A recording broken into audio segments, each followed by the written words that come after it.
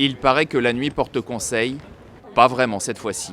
Les négociateurs n'ont pas chômé, mais ils ne sont pas encore d'accord. Parmi eux, Laurent Fabius, le président de la COP21, il annonce un report du texte final.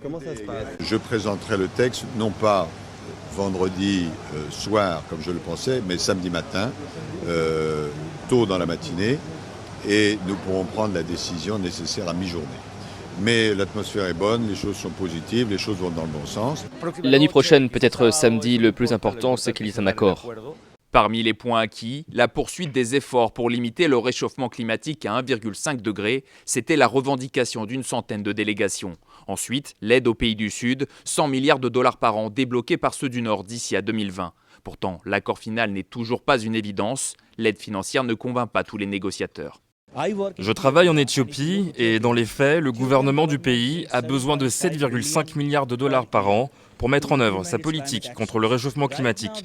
Mais aujourd'hui, l'Éthiopie n'arrive même pas à atteindre la barre des 500 000 dollars par an, ce qui représente un fossé de 95%. Si on continue comme ça, on n'ira nulle part.